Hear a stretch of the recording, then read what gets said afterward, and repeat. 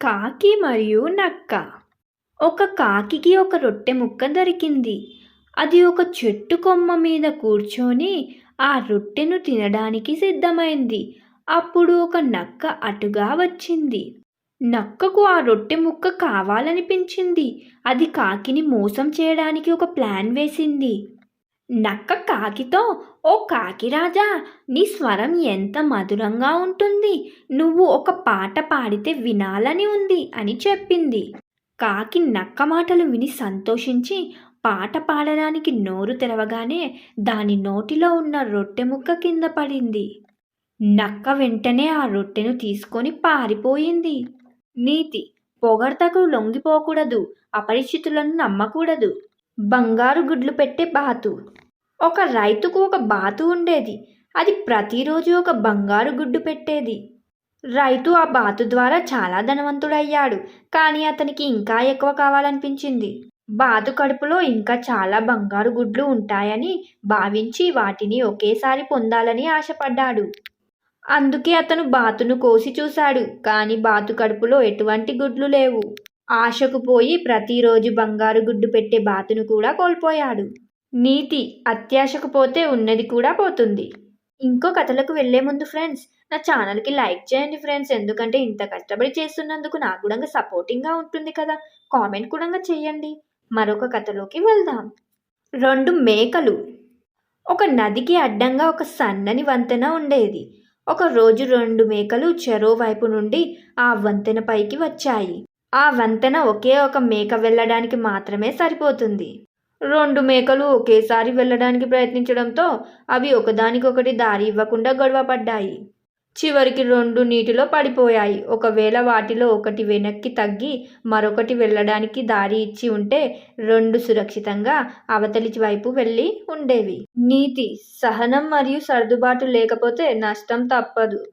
దాహం వేసిన నక్క. ఒకేసారి ఒక నక్కకు చాలా దాహం వేసింది. అది నీటి కోసం వెతుకుతూ ఒక తోటలోకి వెళ్ళింది. అక్కడ అది ఒక బావిని చూసింది. బావిలో నీరు చాలా అడుగున ఉన్నాయి. నక్క నీటిని తాగలేకపోయింది. అప్పుడు నక్క ఆత్రుతంగా బావిలోకి దూకింది. దాహం తీర్చుకున్నాక అది బావిలో నుంచి బయటపడలేకపోయింది. కొద్దిసేపటికి ఒక మేక అటుగా వచ్చింది. మేక బావిలో ఉన్న నక్కను చూసి, "నువ్వు బావిలో ఏం చేస్తున్నావు?" అని అడిగింది. నక్క తెలివిగా, "నేను ఇక్కడ మంచినీటిని కనుగొన్నాను. నువ్వు కూడా వచ్చి తాగవచ్చు" అని చెప్పింది. మేక నక్క మాటలు నమ్మి బావిలోకి దూకింది. అప్పుడు నక్క మేక వీపు మీదకు ఎక్కి బావిలోంచి బయటపడింది. మేక బావిలో ఇరుక్కుపోయింది. నీతి: ఏదైనా చేసే ముందు దాని పర్యవసనాలను ముందుగా ఆలోచించాలి.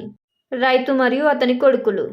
ఒక వృద్ధ రైతు తన కొడుకులతో ఎప్పుడూ గొడవ పడుతూ ఉండటం చూసి విసిగిపోయాడు. వారికి ఐకమత్యం యొక్క ప్రాముఖ్యతను నేర్పించాలనుకున్నాడు. అతను తన కొడుకులను పిలిచి వారికి ఒక కట్టపుల్లను ఇచ్చి వాటిని విరవమని కోరాడు. వారు ఎంత ప్రయత్నించినా ఆ కట్టను విరవలేకపోయారు. అప్పుడు ఆ రైతు కట్టను విడదీసి ఒక్కొక్క పుల్లను విరవమని చెప్పాడు. వారు చాలా సులభంగా విరిచారు. అప్పుడు రైతు, "చూశారా, మీరు కలిసి ఉంటే మిమ్మల్ని ఎవరూ ఓడించలేరు. మీరు విడిపోతే ఒక్కొక్కరిని సులభంగా ఓడించవచ్చు" అని చెప్పాడు. నీతి: ఐకమత్యమే బలం. కలిసి ఉంటే శక్తి పెరుగుతుంది. ప్లీజ్ ఫ్రెండ్స్, సబ్స్క్రైబ్ చేసుకొని లైక్ చేయండి. మీరు లైక్ చేయడం ద్వారా చాలా మందికి రీచ్ అవుతుంది నా వీడియోస్. 2 స్నేహితులు మరియు ఎలుగుబంటి. 2 స్నేహితులు ఒక అడవి గుండా వెళ్తున్నారు. అకస్మాత్తుగా వారికి ఒక ఎలుగుబంటి కనిపించింది. వారిలో ఒకరు వెంటనే దగ్గరలోని చెట్టు ఎక్కి దాక్కున్నారు. ఇంకొకడు ఎలుగుబంటి నుండి పారిపోలేనని తెలుసుకొని నేలపై చనిపోయినట్లు నటించి పండుకున్నాడు. ఎలుగుబంటి చనిపోయిన వ్యక్తిని పసిగట్టి అతని చెవి దగ్గరకు వాసన చూసి అతను చనిపోయాడు అనుకొని అక్కడి నుండి వెళ్ళిపోయింది. ఎలుగుబంటి వెళ్ళిపోయాక చెట్టు ఎక్కిన స్నేహితుడు కిందకు దిగి వచ్చి, "ఎలుగుబంటి నీ చెవిలో ఏం చెప్పింది?" అని అడిగాడు. దానికి నేలపై పనుకున్న స్నేహితుడు, "కష్టకాలంలో స్నేహితులను వదిలేసి పారిపోయేవారిని నమ్మవద్దని చెప్పింది" అని సమాధానం ఇచ్చాడు. నీతి: ఆపదలో ఉన్నప్పుడు అసలైన స్నేహితుడు ఎవరో తెలుస్తుంది. నిజమైన స్నేహితుడు కష్టకాలంలో నిన్ను వదిలిపెట్టడు. అంతే ఫ్రెండ్స్, నా వీడియోస్ మీకు నచ్చాయని నేను ఆశిస్తున్నాను. నా వీడియోస్ కనుక మీకు నచ్చినట్లయితే లైక్ చేయండి, షేర్ చేయండి, కామెంట్ చేయండి. సబ్స్క్రైబ్ చేయడం మాత్రం మర్చిపోకండి. మరొక మంచి వీడియోతో కలుస్తాను. ఉంటాను మరి. Bye bye.